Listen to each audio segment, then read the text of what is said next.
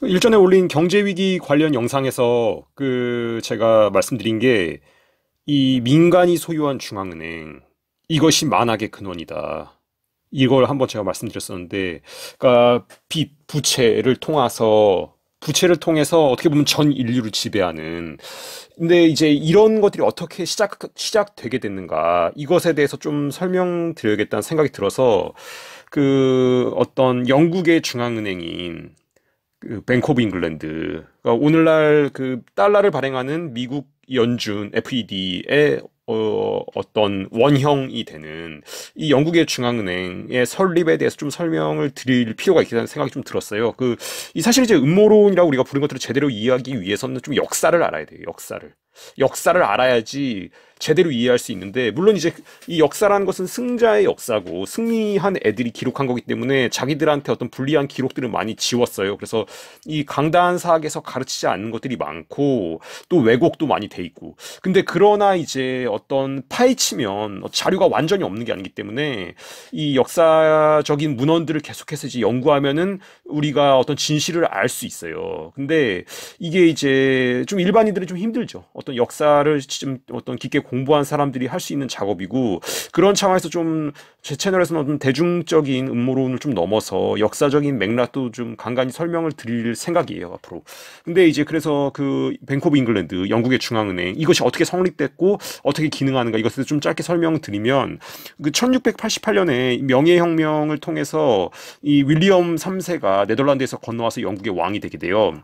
근데 이제 얘가 건너온 다음에 이 프랑스랑 전쟁 상태에 접어들게 돼요. 네덜란드는 그 전부터 프랑스랑 전쟁 상태였고, 이제 영국에서 얘가 왕이 됐는데, 이건 사실 이제 종교 전쟁 성격이 좀 있어요. 그러니까 프랑스는 카톨릭 국가고 네덜란드나 잉글랜드는 다 이제 개신교 국가인데, 이 어떤 루이 14세랑 당시 태양왕 얘랑 이제 계속해서 싸우고 있었고, 얘가 이제 전쟁을 하다 보니까 돈이 딸리니까 이 네덜란드에 있을 때부터 친하게 지냈던 유대 금융가들한테 이제 얘가 도움을 요청해요. 그래서 상당히 거액인 120만 파운드를 좀 대출해 달라, 유대인 금융가들한테 이제 이렇게 요청하는데, 이게 이제 상당히 막대한 금액이었고, 이게 사실 이제 빌려줬다가 이 유대 금융가들도 떼일 염려가 있거든요. 그러니까 이제 독일의 푸거가라고 있어요. 푸거가는 이제 스페인이 이제 이 영국이 본격적으로 부상하기 전에 무적 함대를 끌고 가장 강국이었죠. 이 스페인에다가 푸거가가 굉장히 많이 대출을 해줬다가 스페인이 어떤 완전히 몰락하면서 뜯겨요, 돈을 다. 실제로 뜯겨요, 금융가들이. 그러니까 이 정도 거액을 대출해줬다가 프랑스랑 전쟁에 패배하고, 또 원금도 상환 못 받게 될 수 있기 때문에 얘들이 굉장히 좀 우려를 했어요. 근데, 굉장히 고민하다가 굉장히 좀 기발한 제안을 하게 돼요. 영국 왕한테. 그게 뭐냐면은 전쟁을 위해서 돈을 빌려주는 대신에 왕실 부채 증서를 담보로 은행권을 발행할 수 있게 해달라, 이렇게 이제 요구를 해요. 이게 현재 지폐예요, 종이돈. 그러니까 120만 파운드를 빌려줄 테니까 빌려준 대가는 연 이자 8%로 120만 파운드를 빌려주는데, 이 120만 파운드에 해당하는 액수의 은행권을 발행할 수 있게 해달라, 영국 내에서. 그래가지고 이제 윌리엄 3세 영국 왕이 그걸 이제 오케이 해요. 그래갖고 이제 이걸 통해서 이제 뱅크 오브 잉글랜드에서 결국에 수립되게 되는데, 이 영국의 중앙은행인 뱅크 오브 잉글랜드를 수립할 때 이 영국에서는 사실 이제 당시에 반유대 감정이 굉장히 컸어요. 반유대주의. 그러니까 유대인들이 자기들의 어떤 직접적으로 하기가 좀 부담이 되기 때문에 윌리엄 패터슨이라고 이제 스코틀랜드에 있던 금융인을 끌어들여 갖고 얘를 이제 얼굴 마담으로 세워요, 앞에. 그래서 이제 얘가 이걸 적극적으로 추진한 걸로 모양새, 역사도 다 그렇게 기록되고 있지만 실제로 자금을 댄 건 이제 유대 금융가들이다. 그래서 이제 1694년에 의회 입법을 통해서 영국의 중앙은행인 뱅크 오브 잉글랜드가 이제 탄생해요. 그러니까 지금으로부터 대략 한 320년 전에. 근데 이제 뱅크 오브 잉글랜드의 주주들 가운데 2,000파운드 이상을 이제 출자한 금융가 14명한테 이사 자격을 줘요. 뱅크 오브 잉글랜드의 이사. 당연히 이제 이들은 유대 금융가들이죠. 그래서 실제로 이 14명이 어떤 영국의 화폐 발행을 어떤 지배하게 되죠. 근데 이제 이 뱅크 오브 잉글랜드 설립 1년 뒤에 이 얼굴마다 한번 내세웠던 윌리엄 패터슨, 스코틀랜드인, 얘는 이제 이사 자리에서 쫓겨나요. 그러니까 이제 사용한 다음에, 이게 이제 보통 일루미나티 일하는 방식이에요. 이제 사용 가치가 끝나면은 이제 팽하는 거죠. 그래서 얘를 이제 쫓아내고, 이 실제로 어떤 중앙은행인 뱅크 오브 잉글랜드를 통한 화폐 발행 제도는 이 화폐 발행과 국채를 영구적으로 묶어놓는 구조예요. 그러니까 화폐를 발행하려면은 국채를 찍어야 돼요. 이런 제도는. 근데 이제 인구가 계속해서 증가하고 경제가 성장하면 경제 규모가 커지면 그거에 따라서 이제 화폐 수요가 늘어나게 돼 있거든요. 그러니까 화폐는 경제가 계속 성장하는 국면에서 계속해서 화폐가 발행이 돼야 되는데 지금 이런 중앙은행 구조는 부채를 통해서 화폐를 발행하는 이런 구조는 경제가 성장하고 인구가 늘어날 때마다 국채를 찍어서 화폐를 발행하게 돼 있어요. 그리고 또 이렇게 이런 구조에서는 만약에 어떤 국채를 대규모로 갚아버리면 화폐가 폐기되는 형태가 되거든요.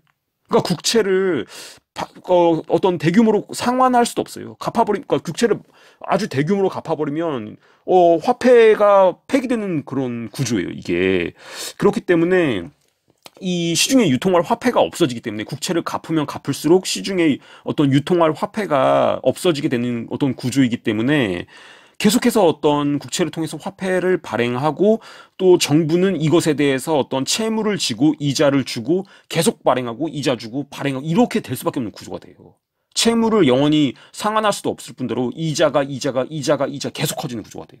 그래서 이렇게 경제가 어떤 성장하고 인구가 늘어날수록 화폐 수요가 늘어나면서 국채도 늘어날 수밖에 없고 이런 것에 대한 이자 수입은 고스란히 그 주식을 가진 뱅크 오브 잉글랜드의 주식을 소유한 소수의 금융가들의 어떤 호주머니로 들어가게 되고 그리고 이 이자는 국민의 세금으로 내야 되고 이렇게 지금 한 320년을 해왔어요. 320년을. 근데 이렇게 이제 뱅크 오브 잉글랜드가 어떤 화폐 발행권이 있으니까 이런 자기의 발권력을 통해서 화폐를 발행한 다음에 또 이자 수익도 있으니까 그걸 통해서 가만히 있는 게 아니라 이제 실물 자산들을 그리고 또 금융 자산들을 계속해서 얘네들이 이제 매입을 해요. 그래가지고 궁극적으로는 이제 어떤 최종 대부자가 되는 거죠. 민간 은행에도 투자하고 지금 FED 연준이 하는 것처럼 그래서 최종 채권자가 되고 최종 대부자가 되는 거죠.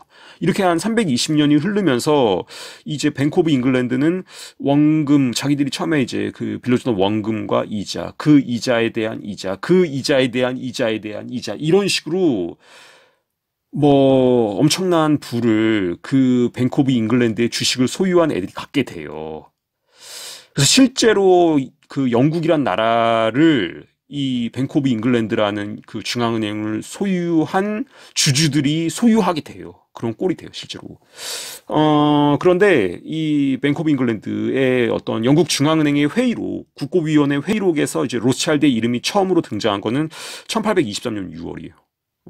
이 네이선 로스차일드가 이제 나폴레옹 전쟁 때 이 워터루 전쟁으로 특히 이제 이 네이선 로스차일드가 막대한 그 돈을 벌게 되는데 이 네이선 로스차일드가 이제 그 이 뱅크 오브 잉글랜드의 대주주로 그 이름이 등장한 게 1820년대 초반이고 실제로 이때부터 로스차일드가 영국을 지배했고 그 이후에 이제 이 영국의 중앙은행인 이 뱅크 오브 잉글랜드를 모델로 해서 동일한 어떤 메커니즘으로 작동하는 FED 연준 미국의 중앙은행 이것의 또 대주주가 됨으로써 어떤 세계를 지배하게 되죠. 근데 이제 그래서 이런 어떤 이 로스차일드를 비롯한 영국 그 어떤 금융가들은 이 신대륙에서 신생 독립한 미국을 동일하게 이제 영국의 이런 중앙은행 제도를 미국에도 이제 똑같이 만들려고 했어요. 근데 이제 이런 싸움이 19세기 내내 계속돼요. 이 싸움이. 그러니까 이런 그 미국에서 중앙은행이 있었다 없었다 하는데 없애고 막 계속해서 링컨이 이제 그린백 이런 부채 기반이 아니라 그냥 재무부가 발행하는 화폐를 발행하기도 하고 그러니까 이 19세기 내내 미국의 선출직 어떤 대통령들과 이 구대륙 영국이나 뭐 유럽에 있는 금융가들이 영국에 있는 중앙은행을 모델로 만들려고 했던 그런 어떤 그러니까 지금의 연준 이것을 만들려고 하고 막으려고 하는 싸움이 이제 1800년대 초반부터 1913년까지 계속돼요. 그러다 이제 그 싸움에서 최종적으로 이제 금융가들이 승리하죠. 1913년에. 그렇게 해서 생긴 게 이제 그 연준, FED, 미국의 중앙은행이고, 그거는 제가 여러 차례 말씀드렸듯이 연준의 대주주는 이제 로스차일드고, 민간 은행이 발행하는 어떤 그 화폐를 통해서 미국이라는 국가가 이 민간 은행에 빚을 져서 달러를 찍어내는 형태가 됐고, 그렇게 연준이 생긴 지 지금 이제 110년 정도가 지났다.